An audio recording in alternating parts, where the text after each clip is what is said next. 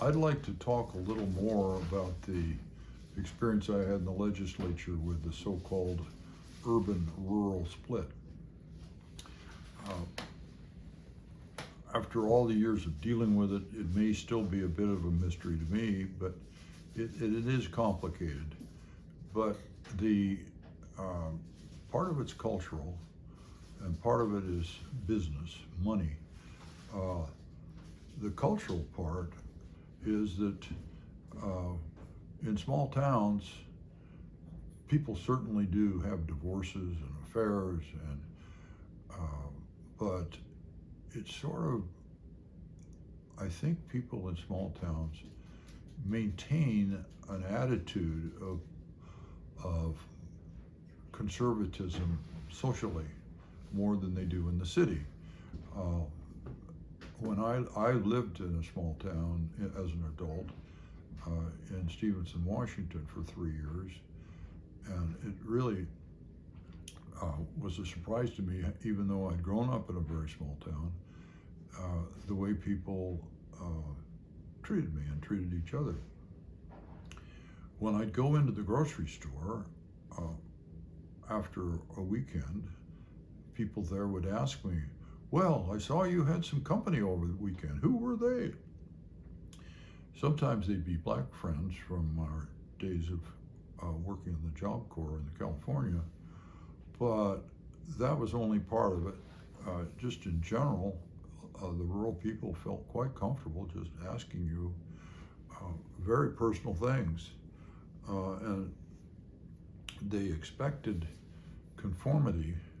In the city, we have some very nice neighbors here on one side of our house. She's a doctor, and I don't think I've said 5 words to her this year. When we have spoken, it's been very pleasant, but there's this privacy and anonymity in the city that you don't have in the country.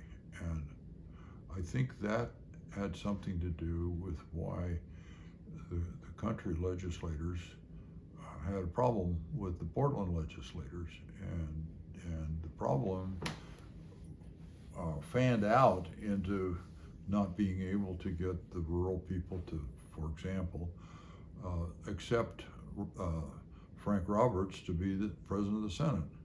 He was a good man, but they didn't like him.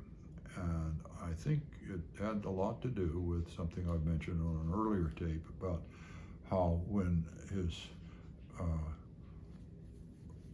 wife that he came to the legislature with fell in love with a urban legislator from Eugene and very publicly switched spouses, mates, then Frank quickly picked up with a much younger, pretty vivacious blonde who later became Oregon's first female governor. And I think that shook up the wives of most of the senators were men, but they had wives there with them, working without much appreciation or public awareness, so that they were kind of working along, supporting their men. And then they saw these Portland legislators swinging from one mate to another and being kind of fancy about it, and it created resentment. Of course, also urban people learn about cultural changes and talk about them, and like the evolving acceptance of homosexuality, and rural people not so much. And rural people go to church more, which the churches have been struggling to catch up or keep up with the changes as to same-sex marriage and so on. So it was a conservative versus not conservative problem. Then along that same line, I think rural legislators go to meetings in their hometowns of groups like the Lions and the Elks and Chamber of Commerce, and they talk about business and how to get more people into the town and how to get more business activity, because of course rural places tend to struggle more financially than the city, where there are bigger businesses and bigger economic activity. So I think a lot of rural legislators are involved in kind of grassroots business exposure that urban legislators don't have so much of.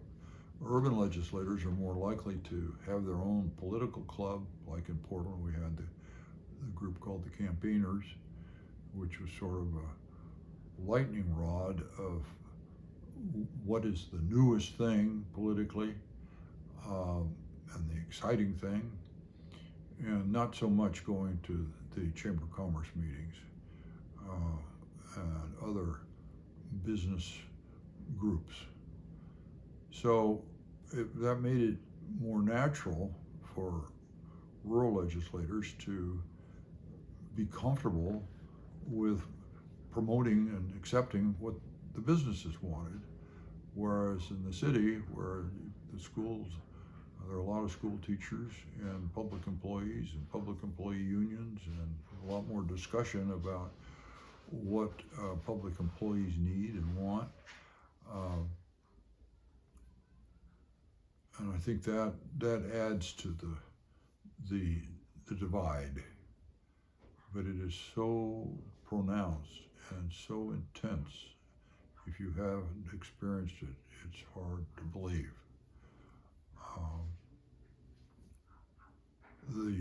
The two sides are courteous with each other most of the time. Urban legislators are more apt to be outspoken and maybe even feel comfortable telling other people, like rural legislators that aren't agreeing with them, saying tart things to them, and that's in the mix too. And of course, in my case, the business people and the rural president of the Senate tried to keep me out of the Senate by suing me, but that's unusual. That doesn't happen hardly. That's the lawsuit that I was involved with was the only one in 12 years where somebody went to court to try to challenge somebody to keep them out of the legislature. But I think that to understand governance and politics in America, people need to really study the urban-rural divide and how, if you're an urban person like I am, how to reach across that divide and be more helpful to rural people so they'll feel more comfortable helping us. I'm delighted that Tina Kotek just visited all 36 counties in the first year of her term as governor. It's wonderful she did that, and in her case, I think she means it and is going to actually try and do the things she says she wants to do, not just go out and sell some beads to the Indians or give some beads to the Indians like the trappers did, because rural people are used to getting let down by government and used to living in modest means. I was so surprised, even though I'd grown up in a small town and gone back to Mitchell, Oregon many, many times. I was still surprised when I went to Klamath Falls, Oregon, when I was running for Attorney General, and saw just how economically challenged, deprived that town was. It's not good. And of course, then I read a book recently called Finding the Rockies, about a reporter that traveled across the country, and he found huge areas of the United States where there's no internet access. So where the social media revolution is raging around us, there's still large patches of the United States where people can't even get on online and look at Google and find news outlets that they can get online and access. Um, that would also include downloading movies.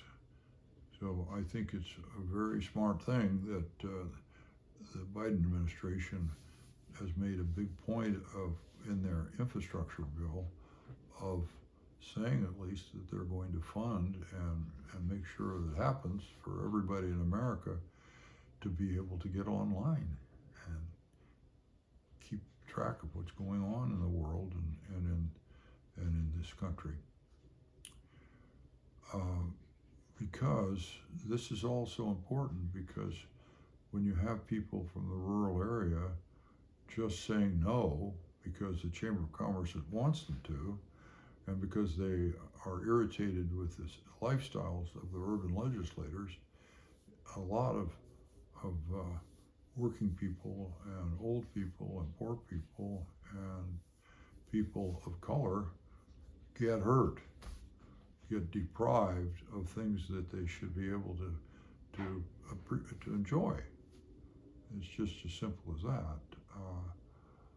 There's a lot of suffering in this country that could be alleviated if there weren't this profound cultural